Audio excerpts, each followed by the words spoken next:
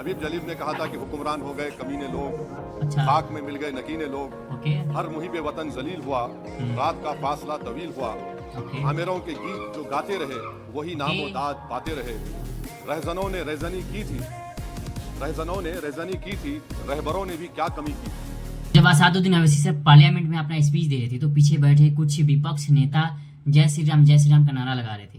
ये चीज़ कितना अजीब सा है कि ऐसा तो माहौल हमारे क्लासरूम में भी क्रिएट नहीं होता है, वैसा माहौल पार्लियामेंट में था। लेकिन एक चीज़ मैं तुमको बताऊंगा, तुम गौर से देखना कि अवैसी सर के कहने का मतलब क्या था। अगर वो चीज़ होता है तो आने वाले जनरेशन इस वीडियो को देखकर क्या सीखेगा, उसके मन में क्या होगा कि बाबरी मस्जिद को तोड़ के राम मंदिर बनाया गया, राम मंदिर को तोड़ के हम भी मस्जिद बनाएंगे। वैसे ये मैं नहीं बोल रहा हूँ, तुम स्पीच गौर से देखो, समझ जाओगे कि आखिर अवैसी सर का कहने का मतलब क्या था। वैसे मैं इस बात को सपोर्ट नहीं करता हूँ, तुम भी मत करना, क्योंकि इससे कितना भयावह रूप हो सकता है। तुम आगे वीडियो ध्यान से देखो, फिर हम अंत में अपना कन्वर्सेशन चालू रखते हैं। सर, मैं शुरुआत में हबीब जलील का एक शेर पढ़ना चाहता हूँ। आप उर्दू जानते हैं और लॉ मिनिस्टर भी उर्दू जानते हैं। हबीब जलील ने कहा था कि हुक्मरान हो गए कमीने लोग, खाक में मिल गए नगीने मैं लोग, ओके बोलता हूँ। हर मुहिब वतन तुम जलील बोलते हुआ, रात का फासला तवील हुआ, आमिरों के गीत जो गाते रहे वही नामो दाद पाते रहे, रहजनों ने रेजनी की थी, रहजनों ने रेजनी की थी, रहबरों ने भी क्या कमी की। सर, मैं अभी सुन रहा था हमारे शिंदे ग्रुप के शिवसेना के पार्टी लीडर अपनी तकरीर कह रहे थे। कहा कि 6 दिसंबर में जब बाबरी मस्जिद को शहीद किया जा रहा था तो उस वक्त के वजीर आज़म नरसिम्हा राव पूजा कर रहे थे। आप ही ने कहा और कहा कि वो डिस्टर्ब नहीं करना। तो ये बड़ा अजीब मौका है कि बीजेपी की ताईदी पार्टी ये कह रही है कि नरसिम्हा राव ने कहा कि मुझे डिस्टर्ब मत करो, मैं पूजा कर रहा हूँ, और जिसने रथ यात्रा निकाला, इन दोनों को मोदी सरकार ने इस मुल्क का सबसे बड़ा सिविलियन अवार्ड दे दिया, सबसे बड़ा सिविलियन अवार्ड दे दिया। तो ये बताता है कि इंसाफ जिंदा है या जुल्म को बरकरार रखा जा रहा है। तीसरी बात यह है कि सर, इस ऐवान में सियासी पार्टियां आएंगी चले जाएंगी, आप आए मैं आया हम भी चले जाएंगे, मैं ज़मीन की ग़िज़ा बन जाऊंगा, ये ऐवान तो बाकी रहेगा। मगर सर, मैं ताजुब कर रहा हूं कि लोकसभा मुख्तलिफ आवाज़ों में कैसे बोल सकता है। लोकसभा तो एक ही आवाज़ में बोलना चाहिए, और लोकसभा भी भारत के संविधान आइन के बेसिक स्ट्रक्चर का ताबे है। और सर, ये इसलिए कह रहा हूं कि 16 दिसंबर को ये ले कर देता हूं, 16 दिसंबर 1992 को इसी लोकसभा ने एक रेजोल्यूशन पास किया था। आप इजाजत दीजिए तो मैं पढ़ता हूं सर। दिस हाउस, अच्छा, ये गुलाम नबी उस वक्त के मिनिस्टर थे, आज नहीं है, उनका नाम नहीं लेना चाह रहा था। This house strongly and unequivocally condemns the desecration and demolition of the Babri Masjid at Ayodhya by and at the instigation of forces represented among others by VHP, RSS and the Bajrang Dal, which has caused communal violence in the country. Such act of vandalism was carried out not only in violation of order of Supreme Court but amounted to an attack on the secular foundations of our country. This House expresses anguish at the happenings and wishes to reiterate its resolve that it will ceaselessly endeavor to uphold the secular and democratic traditions of our country and for the maintenance of rule of law. और एक paragraph है, नहीं पढ़ूंगा। मैं ताजुब कर रहा हूं कि जब इस ऐवान ने एक रेजोल्यूशन पास किया तो हुकूमत आएगी जाएगी, और हुकूमत ये मोदी हुकूमत जश्न मना रही है जो 6 दिसंबर को हुआ। तो ये एक बात है सर। चौथी बात यह है कि सर, नहीं, 6 दिसंबर के ऊपर कोई जश्न नहीं है। राम मंदिर के निर्माण की जो प्रतिष्ठा हुई है उसको संबोधन कर रहा है, और वो सर्वोच्च न्यायालय के द्वारा तथ्यों के आधार पर दिए गए निर्णय के कारण से हुआ है। सर्वोच्च न्यायालय का निर्णय है, तो तथ्यों के आधार पर निर्णय है। वो विषय आपने बोल दिया, ठीक है, ओके। परंतु जो मंदिर का निर्माण है वो नियमानुसार सर्वोच्च न्यायालय के निर्णय से तथ्यों को देख करके।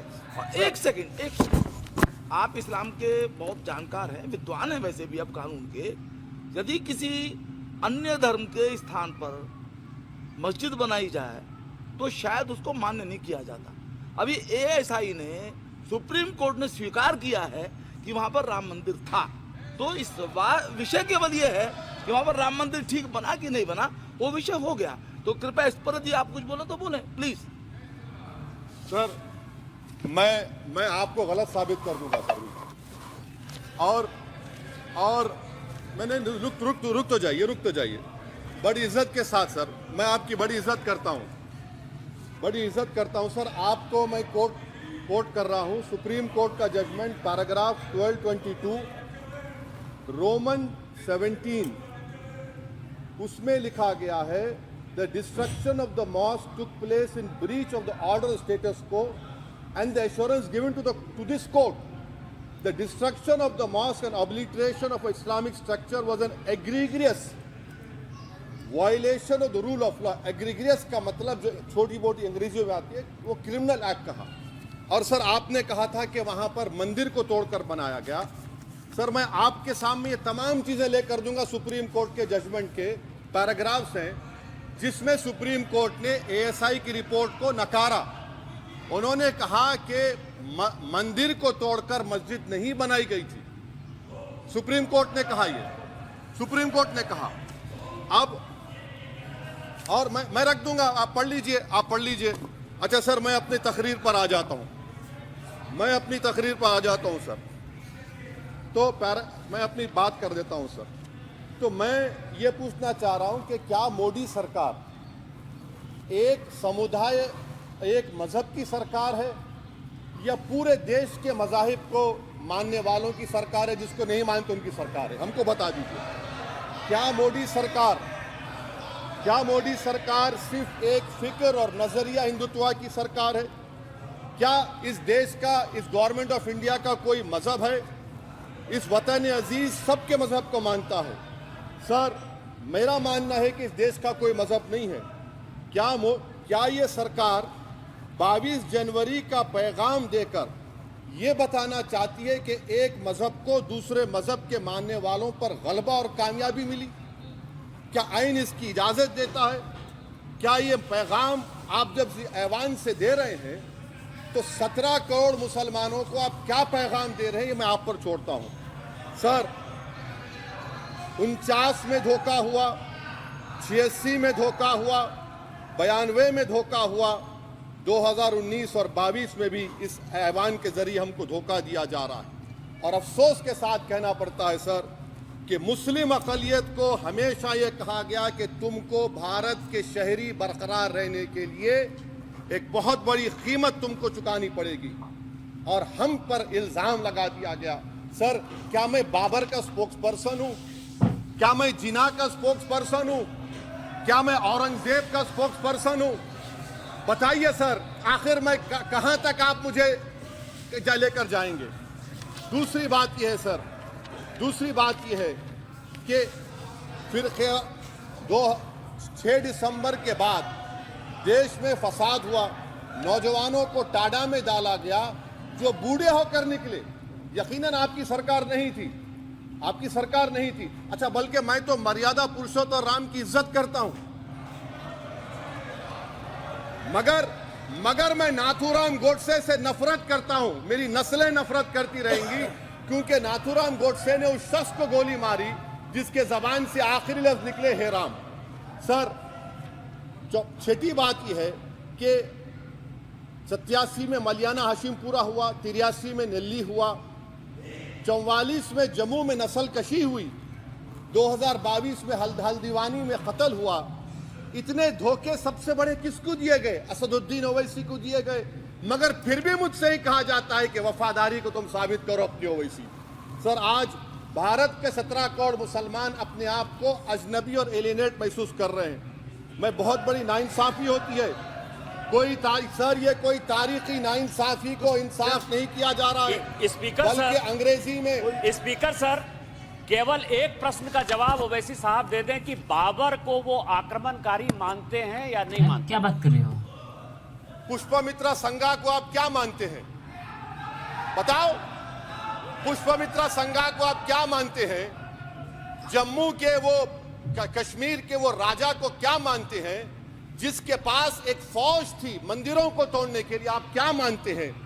यही तो मैं कह रहा हूं कि निशिकांत दुबे 47 में आजादी मिली, असदुद्दीन ओवैसी से बाबर की बात पूछ रहे हैं। तुम गांधी की बात पूछते, तुम बोस की बात पूछते, तुम जलियांवाला बाग की बात पूछते, तुम काला पानी में जो मुसलमान शहीद हो गए उनकी बात पूछते, मगर बाबर की बात पूछी जाती है। तो सर, मैं आपको बता रहा था, खामखा डिस्टर्ब किए सर, मुझे मेरा वक्त ले लिए निशिकांत दुबे। सर, मैं आपसे कह रहा था, मोदी हुकूमत ये पैगाम दे रही है भारत के मुसलमानों को कि जान बचाना है या इंसाफ चाहते हो। मैं कह रहा हूं, मैं भीख नहीं मांगूंगा, मैं इस नंगी तासुब को कबूल नहीं करूंगा, मैं दूसरे दर्जे के शहरी के मौक़िफ़ को कबूल नहीं करूंगा, मैं अपनी शनाख्त को नहीं मिटने दूंगा। अब मैं झूठी और दिल फरेब बातों पर हरगिज भरोसा नहीं करूंगा। मैं वो काम नहीं करूंगा जो बीजेपी और नाम निहाद सेकुलर पार्टियां चाहती हैं। मैं वो काम करूंगा जो आपको पसंद नहीं है, संविधान के दायरे में रहकर। सर, कंक्लूजन में मैं आपको बताना चाहता हूं कि आज इस देश को किसकी जरूरत है? इस देश को अयोध्या में, तारीख शायद नहीं पढ़ते होंगे, मौलाना अमीर अली कौन थे? पुजारी बाबा रामचरण दास कौन थे? अयोध्या के पुजारी थे। दोनों ने मिलकर अंग्रेजों के खिलाफ जंग लड़ी थी और दोनों ने, अंग्रेजों ने इनको गिरफ्तार किया और एक पेड़ पर मौलाना अमीर अली को और पुजारी रामचरण दास को फांसी दे दी गई। देश को इनकी जरूरत है। देश को शंभू प्रसाद, अचन खां, ये राजा देवी बख्श सिंह के फौज में थे, अंग्रेजों से मुकाबला किया, मुसलमान की लाश को जला दिया गया और शंभू प्रसाद को दफना दिया गया। इस देश को ये जरूरत है, देश को बाबा मोदी की जरूरत नहीं है। आज भारत को अयोध्या के मौलाना अमीर अली और रामचरण दास, अचन खान, शंभू खान की जरूरत है। सर, मैं अभी सुन रहा था ये नाम निहाद सेकुलर पार्टियों के बयानात को। क्या होता है सर, आप, मैं खत्म कर रहा हूं, क्या होता है सर, जब काजी साहब गवाहों को लेकर दुल्हन के पास जाते कि तुमको निकाह कबूल है, तो दुल्हन शर्मा के खामोश बैठ जाते। तो इनकी खामोशी रजामंदी की अलामत है। जी जी। तो सर, मैं खत्म करने से पहले ये बताना चाह रहा हूं कि जब वजीर आजम जवाब देंगे तो क्या वो भारत के 140 करोड़ जनता के लिए जवाब देंगे या फिर सिर्फ हिंदुत्व की फिक्र रखने वालों का जवाब, मैं खत्म करके जवाब देंगे? मैं ये देश, दुनिया, मुसलमान देख रहा है। सर, मैं आपको ये भी बताना चाह रहा हूं, आखिर में कंक्लूड कर रहा हूं सर, 1 मिनट चाहिए, 1 मिनट चाहिए सर।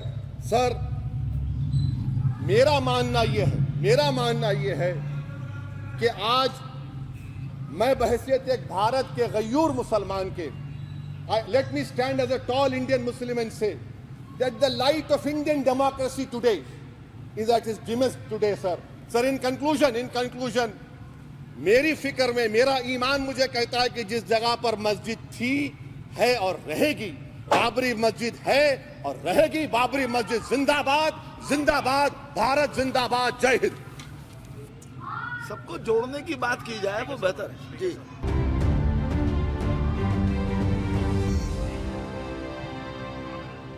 इस पूरे वीडियो को देख के लगता है कि अयोध्या में जो राम मंदिर बना है वो मान लेते हैं एक पल के लिए कि बाबरी मस्जिद तोड़ के बना है, चलो मान लेते हैं, लेकिन उसे अलाउ किया है सुप्रीम कोर्ट ने।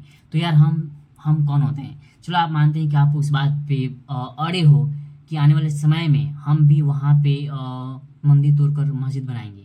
ये चीज़ सुनने में ही कितना भयावह लगता है कि हमारे देश में जहाँ पे हिंदू की संख्या बहुत ज़्यादा है, मुस्लिम की संख्या बहुत कम है, वहाँ पे अगर ऐसा चीज़ होता है जैसे कि प्राण प्रतिष्ठा किया गया, राम मंदिर बनाया गया, मोदी जी बनवाए, मान लेते हैं मोदी जी के जाने से वहाँ पे बहुत से सेलिब्रिटी गए हैं, बहुत धूमधाम से मंदिर बनाया गया, ये बातें पुरानी हैं।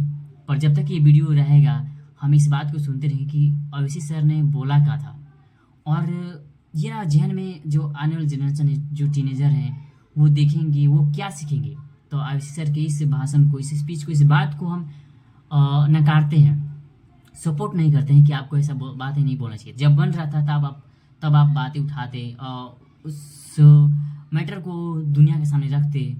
अब आप कुछ नहीं करोगे और ये बात ख़त्म हो गई। इतनी बात बोलते हैं बस।